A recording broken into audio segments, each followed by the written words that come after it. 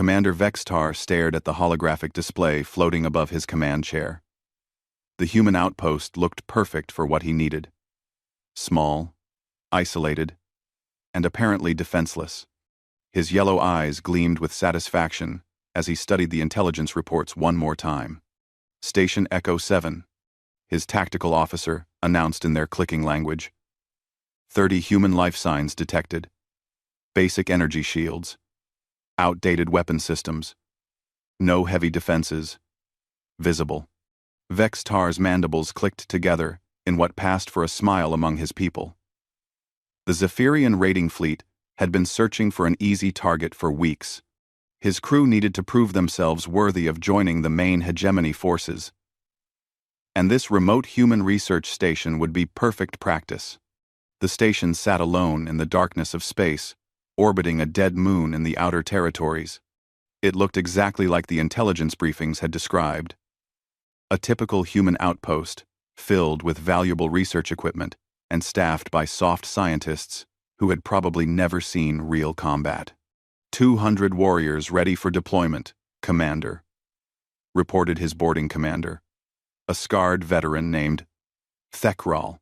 We have enough firepower to take 10 stations like this one. Good, Vextar replied, his voice carrying the confidence of someone who had raided dozens of human settlements. The humans always panic when they see our ships. This should be over quickly.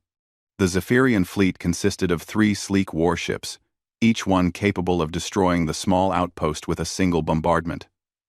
But that would defeat the purpose. They needed the equipment intact and the humans alive for questioning. A boarding action would provide excellent training for his green troops while securing valuable technology. Begin approach, Vextar ordered. Standard raid formation. Launch boarding shuttles on my command. As the alien ships moved closer, sensors aboard Station Echo 7 detected their approach. Vextar watched with amusement as the human station seemed to notice them, but showed no signs of alarm. No distress signals appeared on his communication screens. The humans weren't even trying to flee. Typical human stupidity, Thekral commented, checking his weapon systems. They probably don't realize what's happening until it's too late.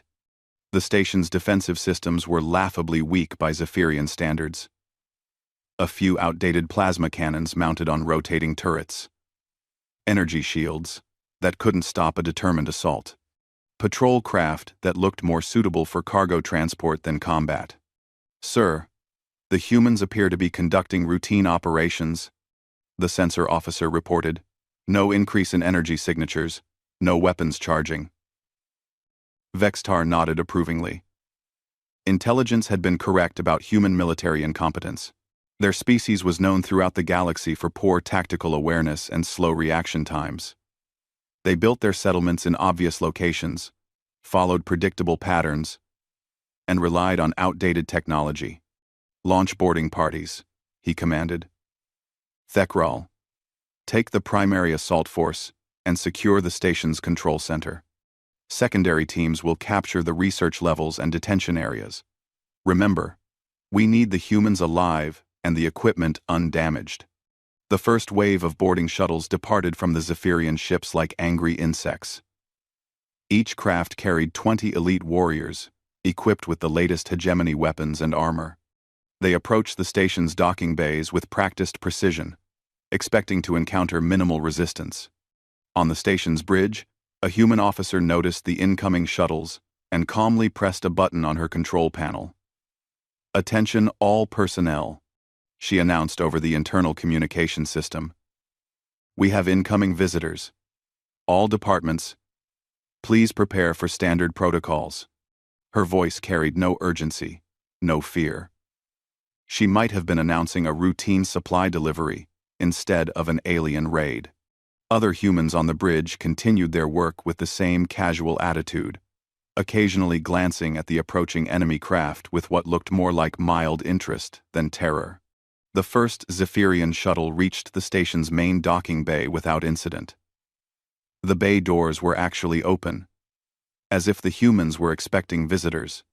Thekral's team poured out of their craft and immediately took defensive positions, weapons ready for fierce resistance. Instead, they found 3 human maintenance workers who looked up from their equipment with surprise rather than fear. One of them, a young woman with grease-stained coveralls, actually waved at the heavily armed aliens. "You're early," she said in accented standard. "We weren't expecting you until tomorrow." Thekral stared at her through his helmet's display. The human seemed completely unconcerned by the presence of 24 alien warriors. Her companions continued working on some kind of machinery, occasionally glancing over but showing no signs of panic. "Surrender immediately," Thekral growled in his best intimidating voice. "Resist, and you will be harmed."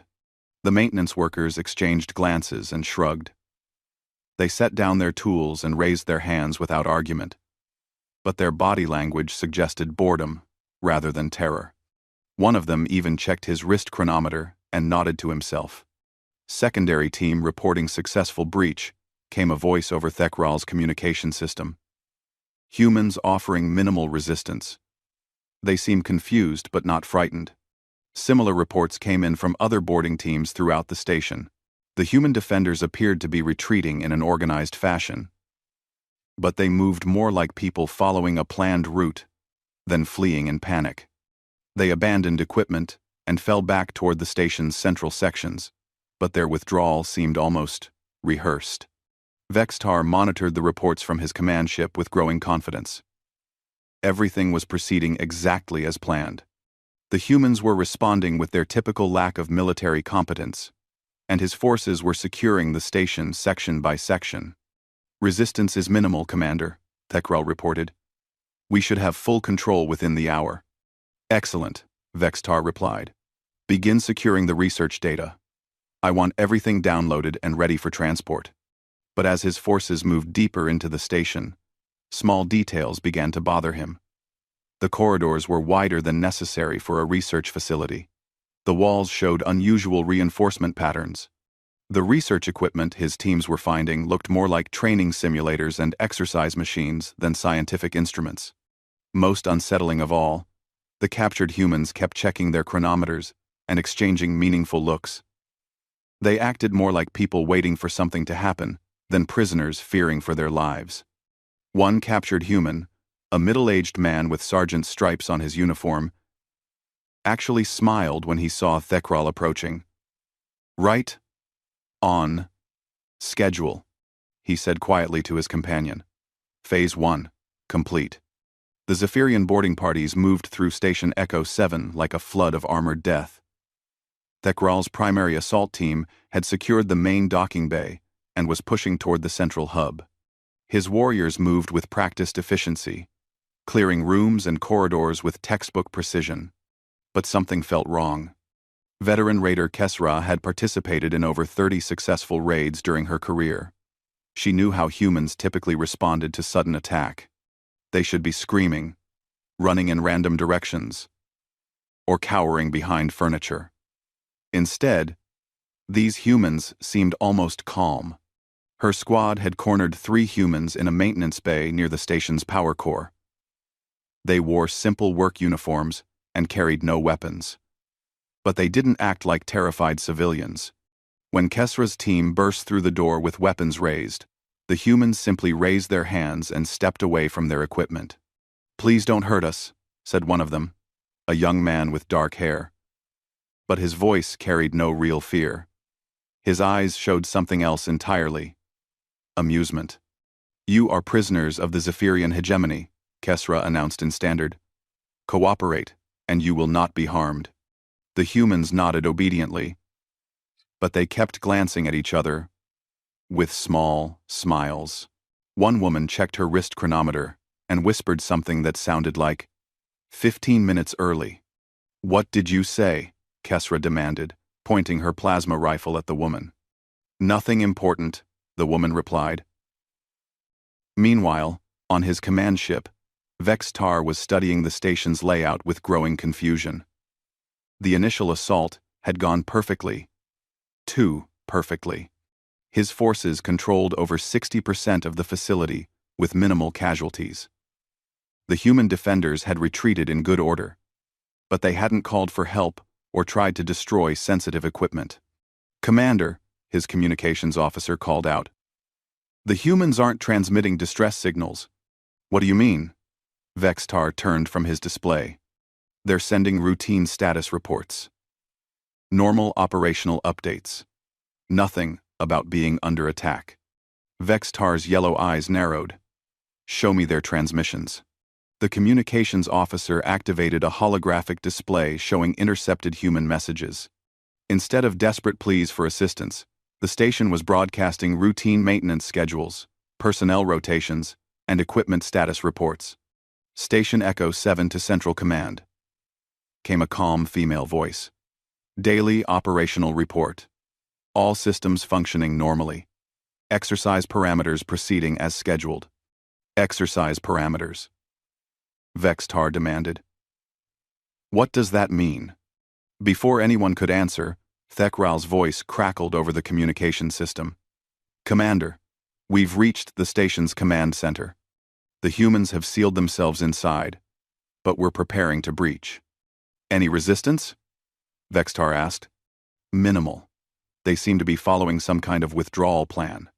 Very organized for panicked scientists." Vextar studied the station schematics more carefully. The facility was larger than initial reports had indicated.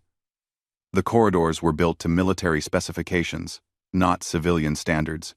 The power distribution system could support much heavier equipment than simple research computers.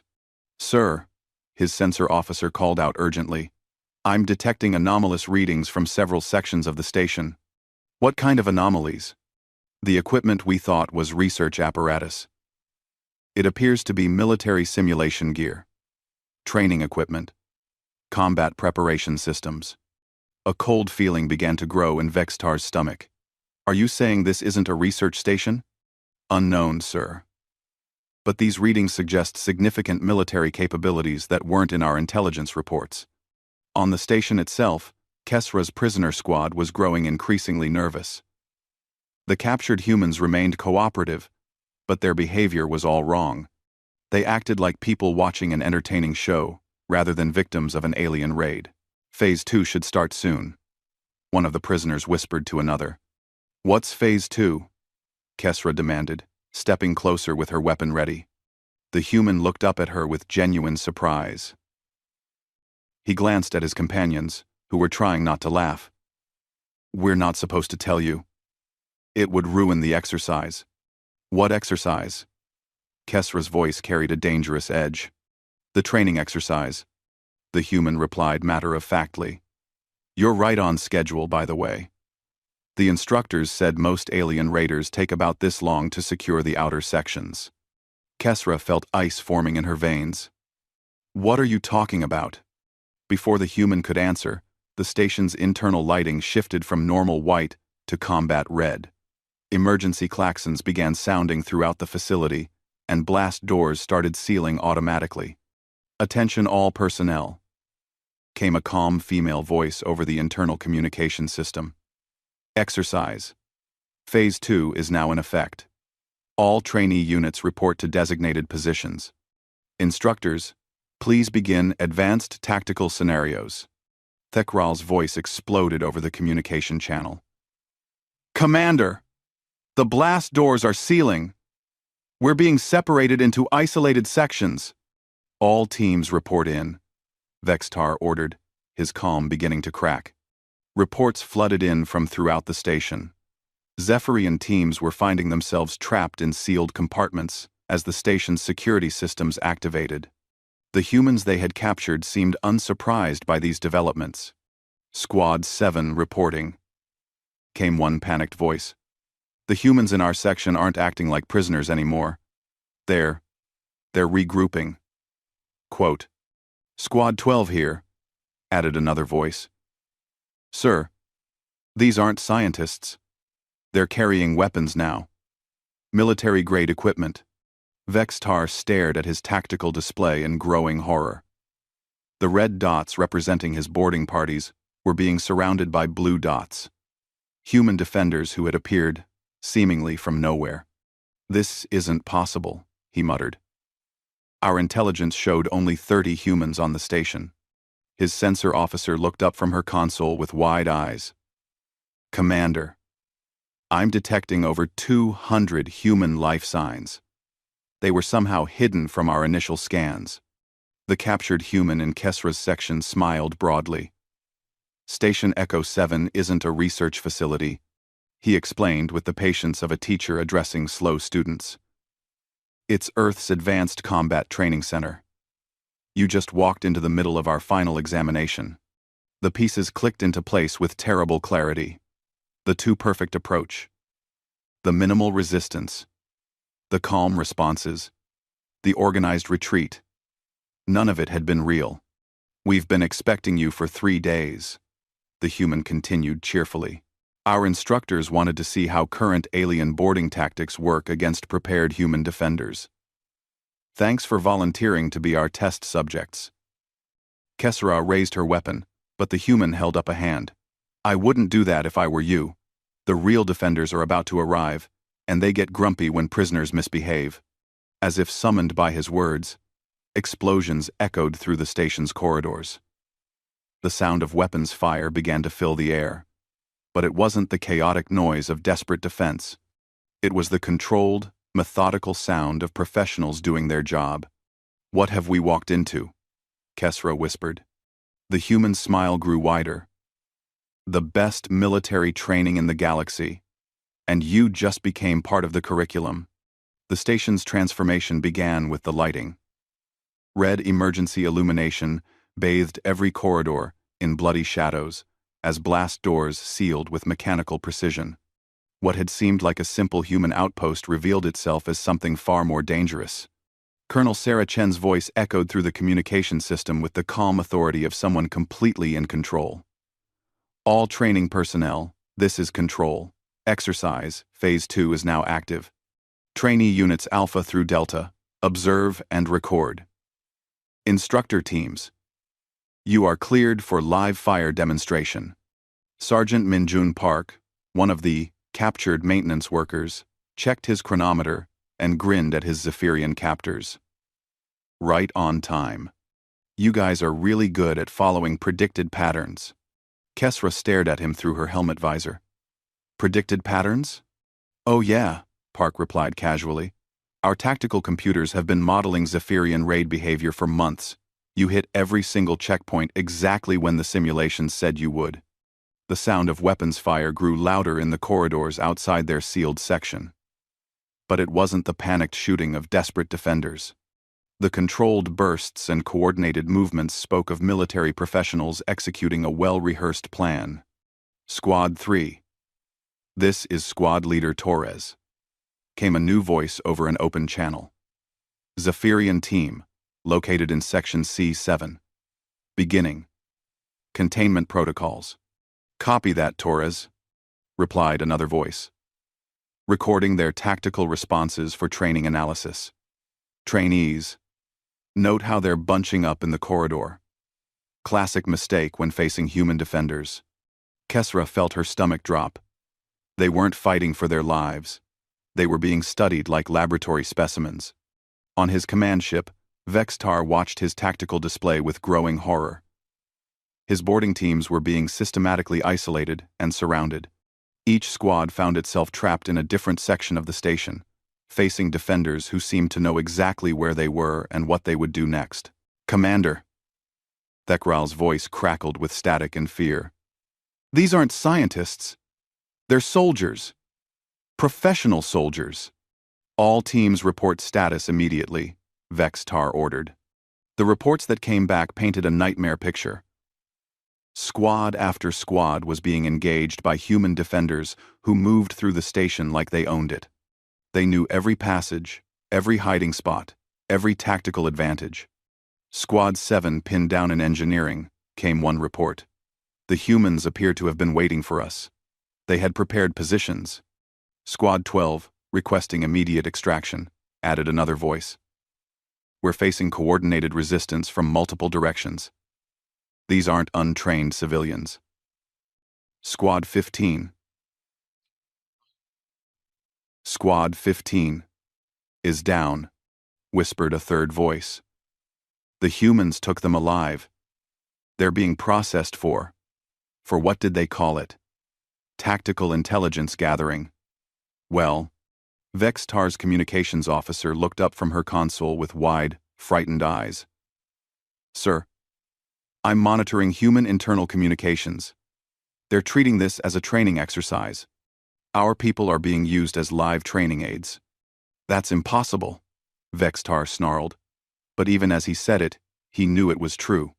In Section C7, Captain Jessica Torres led her team with the calm efficiency of someone who had done this many times before. The Zephyrians had taken predictable positions behind overturned tables and equipment crates. They were following standard alien boarding tactics, exactly as the training manuals described. Trainee observation post-alpha. She spoke into her communication device, while gesturing for her team to take flanking positions. Note how the aliens are using three-point defensive formation. This is textbook hegemony small unit tactics. Watch how we counter it. She signaled to her squad.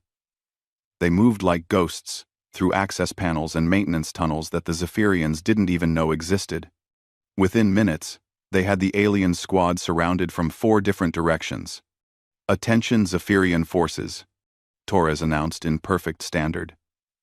You are surrounded by superior tactical position.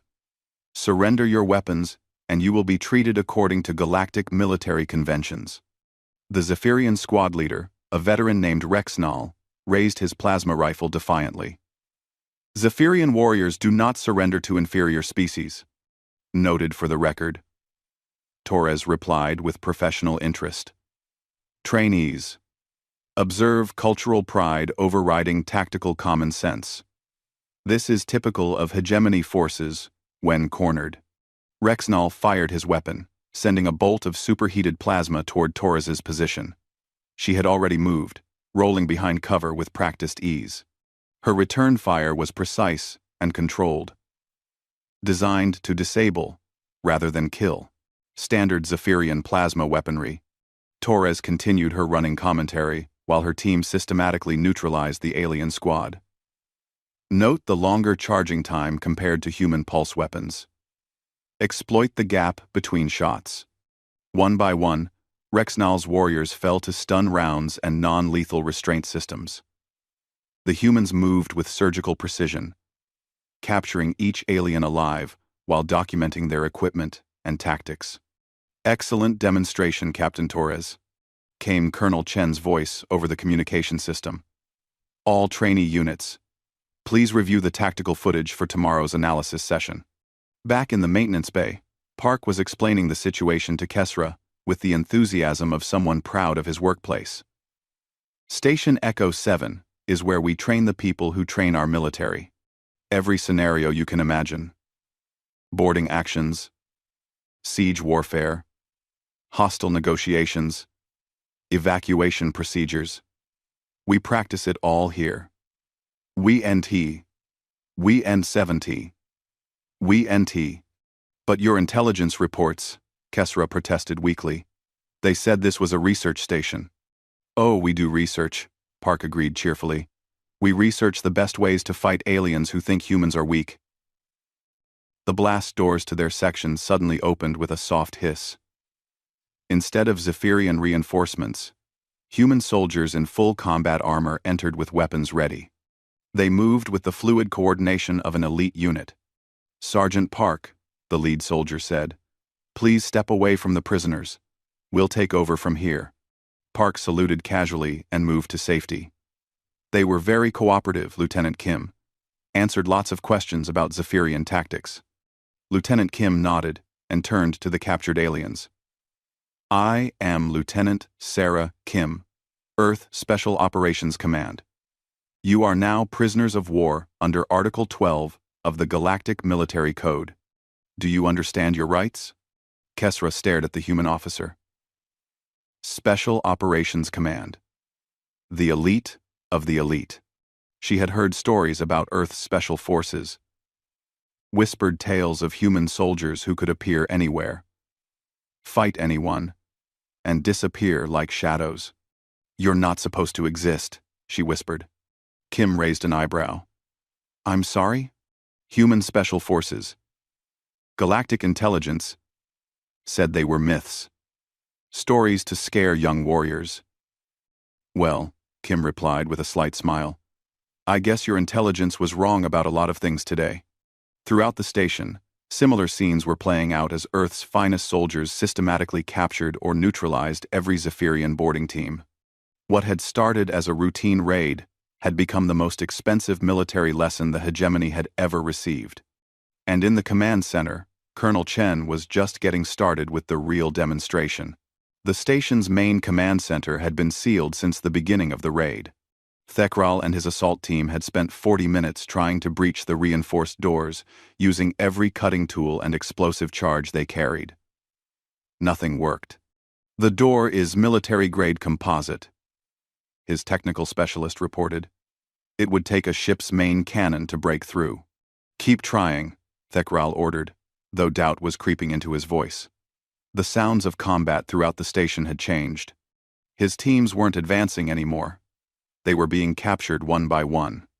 Suddenly, the massive blast doors began to open with a soft hydraulic whisper. Finally, Thekral muttered, raising his plasma rifle. Prepare for assault. But instead of fleeing scientists, or even armed defenders, a single human woman stepped through the doorway. She wore a simple military uniform with colonel's insignia and carried no visible weapons. Her gray hair was pulled back in a neat bun, and she looked more like a university professor than a military officer. Good afternoon, Colonel, Sarah Chen said politely in perfect standard. I'm sorry to keep you waiting. We were running a few minutes behind schedule. Thekral stared at her in confusion. You're surrendering? Oh no, Chen replied with a gentle smile. I'm here to provide commentary for our advanced training session. Please, come inside. The real demonstration is about to begin. Against every tactical instinct he possessed, Thekral found himself following the colonel into the command center. The room beyond was not what he expected. Instead of a simple control room, he found himself in a sophisticated military command center with holographic displays showing every section of the station. As you can see, Chen continued, gesturing to the displays, your boarding action proceeded exactly as our tactical computers predicted. 94% accuracy in our behavioral modeling. The holographic displays showed real-time footage from throughout the station.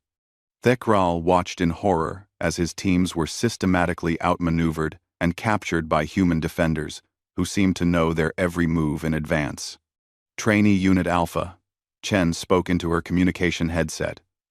Please note how the Zephyrian commander is reacting to unexpected information. Classic cognitive dissonance. We'll analyze this footage in tomorrow's psychology seminar. You're studying us, Thekral realized. Of course, Chen replied matter-of-factly. How else would we learn to fight your people effectively? Your species has been raiding human settlements for 3 years. We decided it was time to understand your tactics. A new voice crackled over the communication system. Control, this is Captain Torres. All Zephyrian ground teams have been neutralized. Moving to Phase 3. Acknowledged, Captain. Trainees, please observe as our special operations units demonstrate advanced alien vessel interdiction techniques. Chen touched a control on her console, and the main display shifted to show the space around the station. Thekral's heart nearly stopped. The Zephyrian fleet was surrounded. What had appeared to be empty space now revealed itself as a carefully laid trap. Hidden defensive platforms emerged from concealment. Their weapons trained on the 3 alien warships. Small human fighters appeared from behind asteroids and debris fields. The defenseless station suddenly bristled with weapon emplacements that had been concealed beneath false panels. Your ships are equipped with standard hegemony stealth technology, Chen explained like a teacher giving a lecture. Unfortunately for you, we've been studying captured hegemony vessels for 2 years. Our sensors are specifically calibrated to detect your cloaking systems. 8. On his command ship, Vextar stared at his tactical display in disbelief. Dozens of human ships and defensive platforms had appeared from nowhere. His 3 warships were hopelessly outgunned and surrounded. Incoming transmission from the human station. His communications officer reported in a shaking voice. Put it through, Vextar ordered, though he already knew what he would hear. Colonel Chen's calm face appeared on his main screen. Commander Vextar, I presume? This is Colonel Sarah Chen, commanding officer of Earth Special Operations Training Facility Echo 7. Your fleet is completely surrounded, and your boarding parties have been captured. I'm prepared to discuss terms for your surrender. Terms? Vextar sputtered. We came here to raid a research station.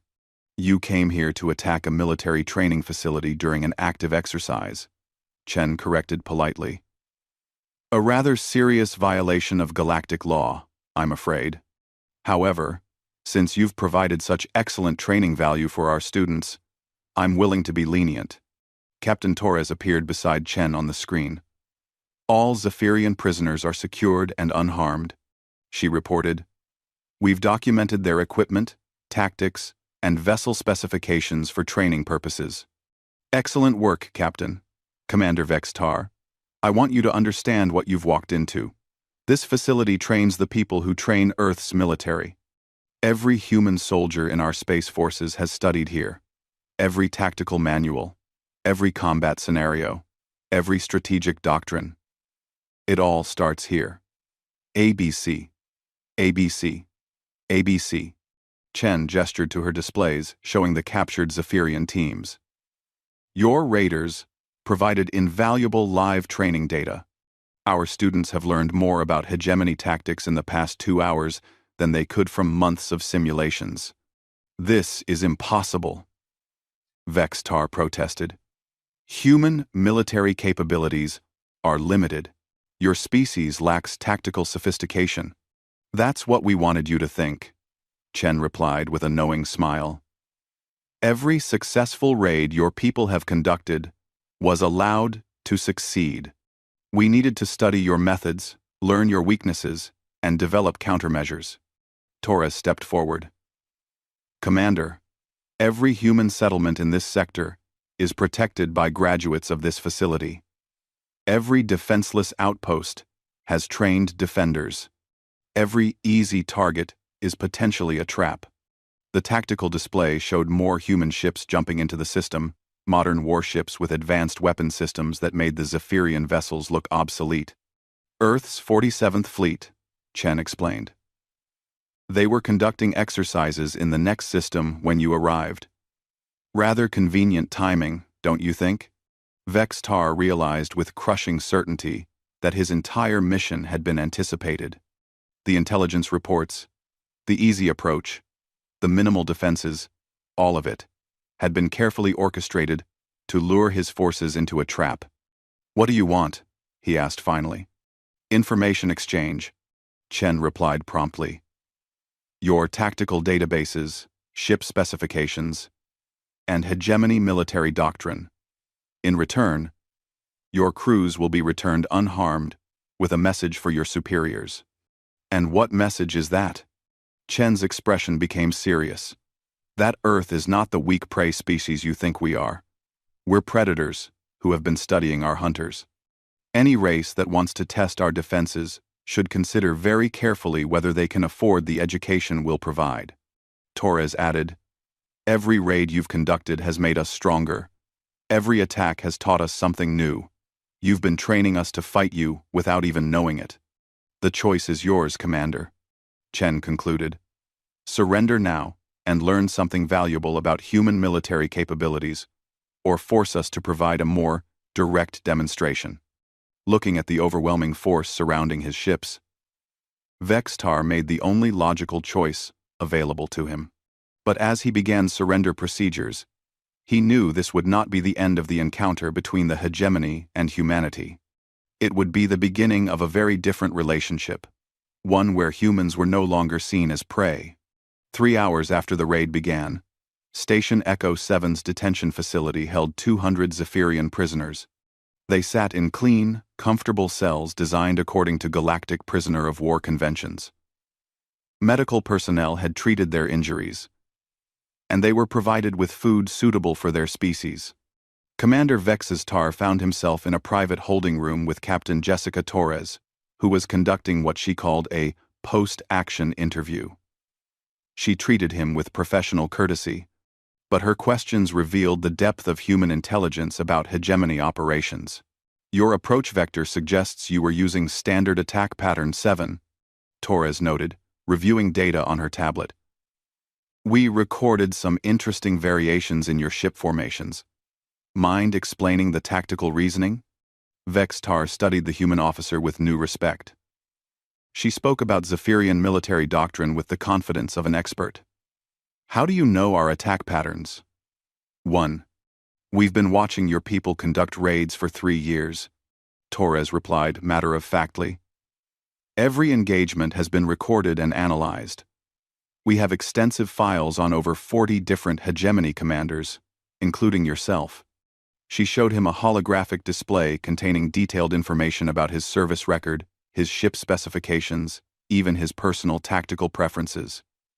The humans had been studying him specifically. Why? Vex, Tar asked. Because knowledge is the foundation of effective defense, Torres explained.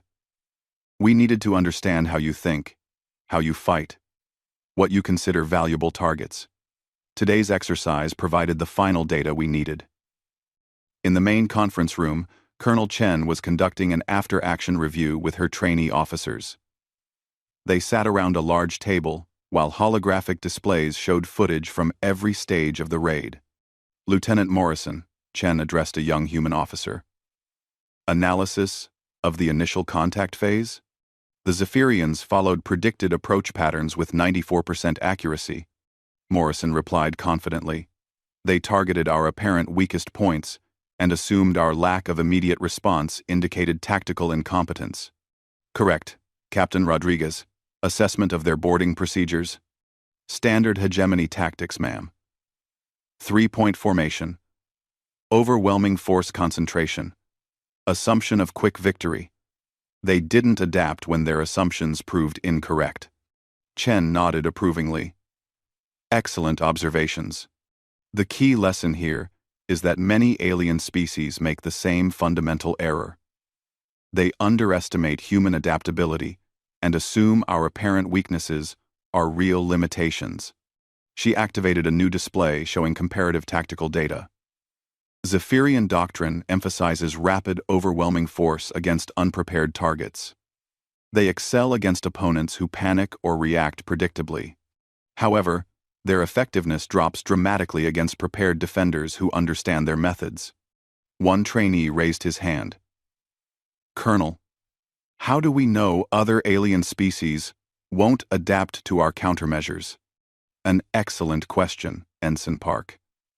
The answer is that we continue evolving our methods. Every encounter teaches us something new, and we share that knowledge throughout Earth's military. Our enemy's greatest weakness is their assumption that humans don't learn from experience. Meanwhile, in another part of the station, Sergeant Minjun Park was giving a guided tour to several Zephyrian prisoners, including Kesra. The tour was both educational and psychological warfare. This is our main training hall, Park explained, as they walked through a massive chamber filled with combat simulators. We can recreate the environment of any known alien vessel or installation. Every human marine trains here before deployment. The Zephyrians stared at hundreds of simulation pods, each one running scenarios based on real alien encounters. They watched human trainees practicing boarding actions against holographic representations of various alien species, including Zephyrians. How many humans train here? Kesra asked quietly. About 5,000 per year pass through this facility, Park replied, plus another 10,000 who receive remote training through our satellite installations, and this is just one of 17 similar facilities throughout human space. 17? Kesra felt ice forming in her stomach. Oh yes, we specialize in different types of training. Echo 7 focuses on boarding actions and close-quarters combat. Echo 3 handles fleet tactics and space warfare. Echo 1-2 trains diplomatic security and cultural specialists, Park spoke with obvious pride in his organization. They stopped before a wall display showing a galactic map marked with human territories. Red dots indicated known alien threats, while blue lines showed shipping routes and strategic positions. Every raid your people have conducted is marked here, Park explained, pointing to dozens of red indicators in human space. We've learned something from each one. Ship designs, weapon capabilities, tactical preferences, cultural blind spots. You've been using us, Kesra realized. We've been learning from you, Park corrected. There's a difference. Every species that attacks human settlements teaches us how to defend against them more effectively. Back in the interview room, Torres was wrapping up her session with Vex-Tar. She had extracted detailed information about hegemony fleet compositions, command structures, and strategic objectives in exchange for insights into human defensive capabilities. One final question, Commander, Torres said, setting down her tablet. What will you tell your superiors about today's encounter? Vex-Tar considered his answer carefully. That human military capabilities have been seriously underestimated, that your species is far more dangerous than our intelligence suggested, and that any race considering attacks on human territory should prepare for consequences they haven't imagined. Torres smiled approvingly. That's exactly the message we want you to carry back. 2 days later, the Zephyrian fleet was released with full ceremonial honors. Their damaged ships had been repaired by human technicians, their injured crew members treated by human doctors, and their equipment returned in better condition than when they arrived. Colonel Chen personally bid farewell to Commander Vex-Tar on the station's main docking bay. I hope your journey home is pleasant and uneventful, she said formally. Colonel, Vex-Tar replied.